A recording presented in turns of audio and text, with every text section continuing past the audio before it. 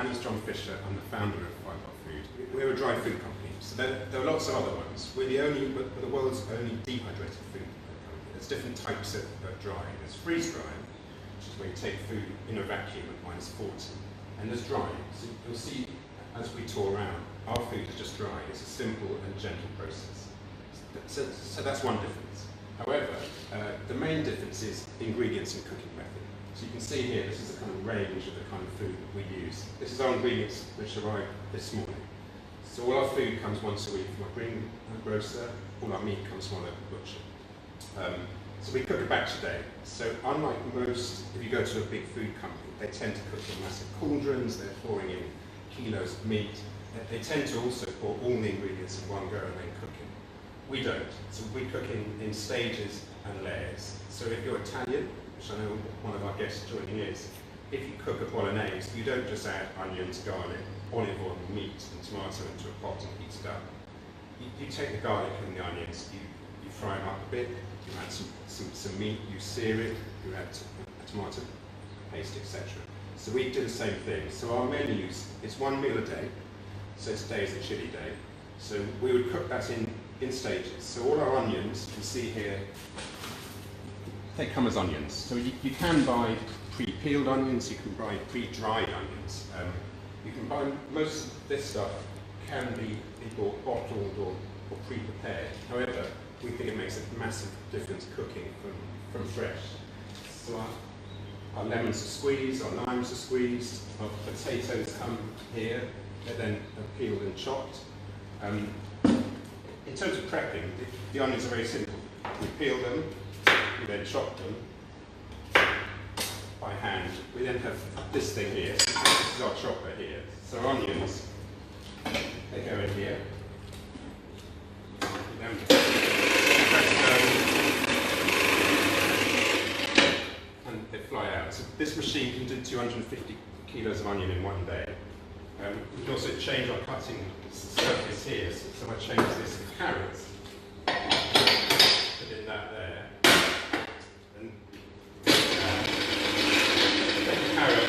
These are chopped. Carrot. Each one's individual. Very simple to do here.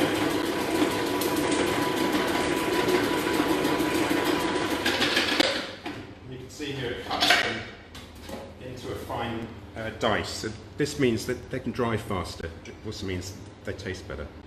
So that's our prep. Basically, all our vegetables are chopped. In terms of our dry goods, you can see here there's kidney beans, there's lentils. So these we buy in dry. Beans are soaked overnight and they're then cooked for 3 hours. Our rice is all basmati.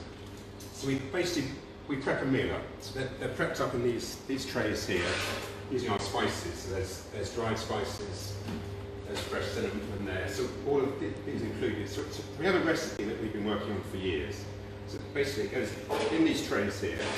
This set of trays looks small, but actually each tray is 20 portions, so that's 200 meals there. They then, once they're prepped up for their stages, they come over here to the cooker. So this is a German-made cooker, but turn it on to a fan noise.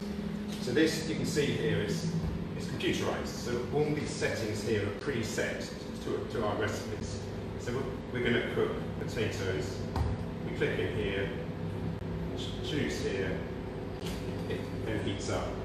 So that is now, without need to have glasses on, that's a steam oven. So when our food's cooked, our meals are cooked for at least 3 hours. So chili is actually 4, pork and beans is nearly 5.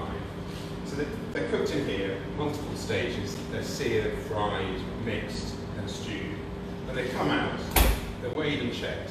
They're then transferred onto this trolley here, which goes to our dryers. So I'll just turn off this now. So we head over here. Follow. So these are our small dryers. These ones we use for simple things. So like grilled potatoes or carrots. So I think you can see here, there's some in there. So you can see there, if I turn it on, that this is a fairly noisy machine. It's just warm air. So basically the warm air is blowing across them. As it crosses, it takes out all the moisture.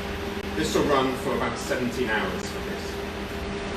So these are quite simple ones. With two of these, I'll just turn it off, it's quite noisy. If you come in here, so this is our main dryer. As you can see, so this dryer, I'll just turn off this again, a little bit noisy. This is our main dryer for our main meals. So this dries complex things, so meat-based dishes and risotto. This is custom built, so I've been building prototypes for a couple of years. This is our first steel one, so this can dry 200 meals in one night.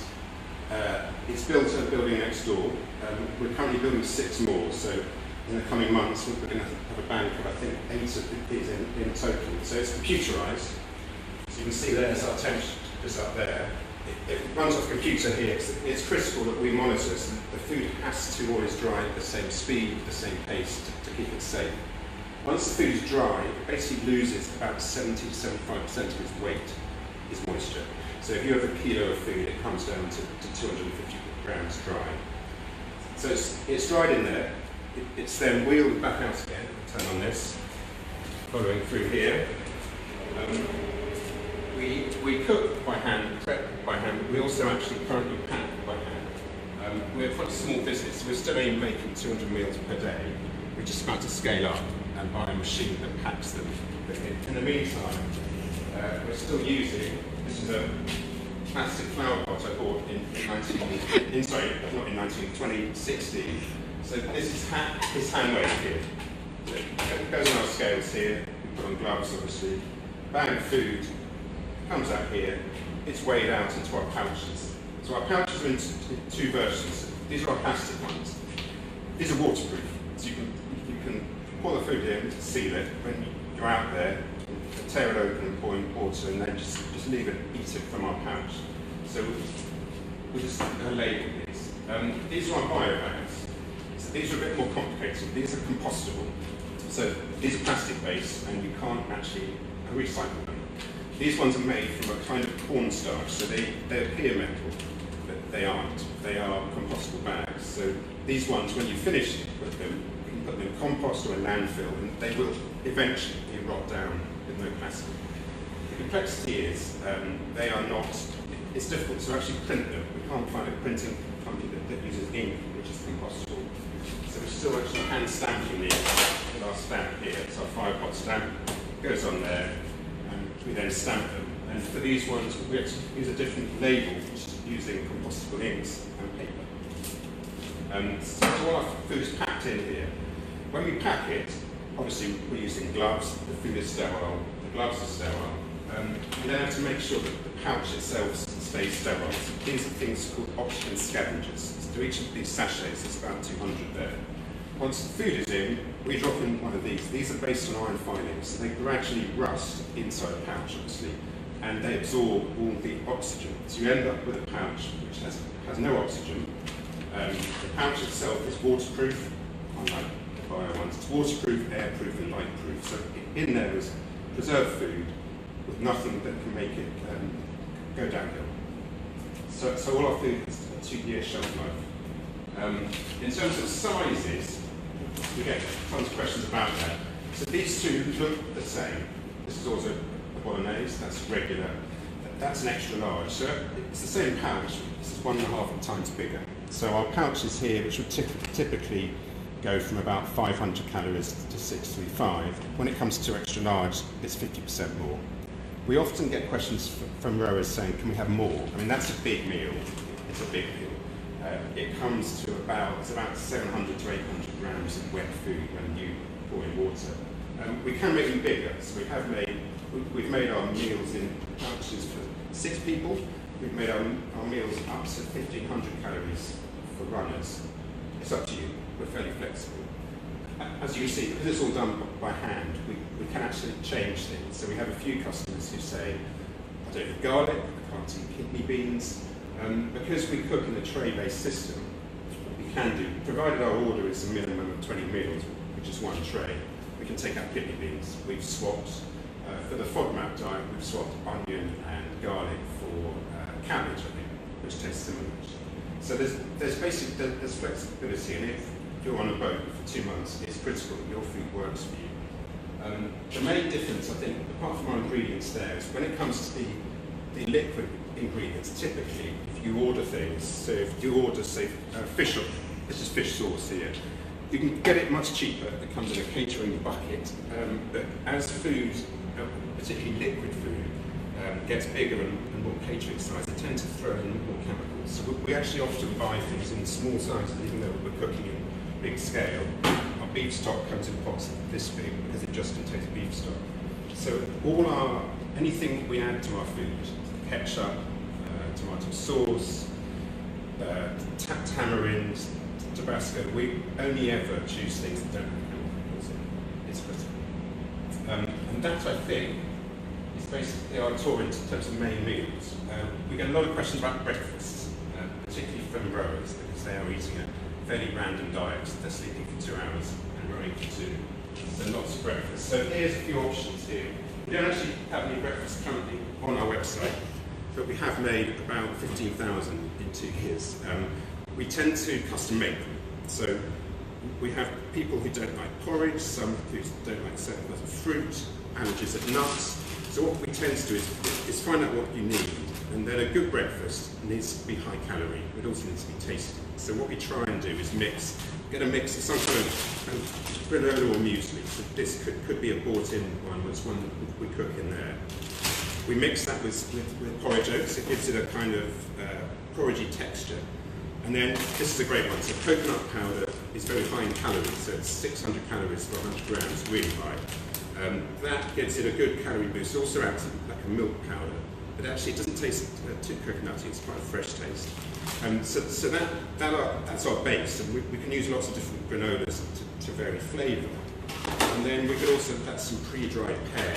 So what we tend to do is, rather than just buying in dried fruit, we buy what's seasonal. So we buy in fresh fruit, apples, pear, peach, apricot, plum.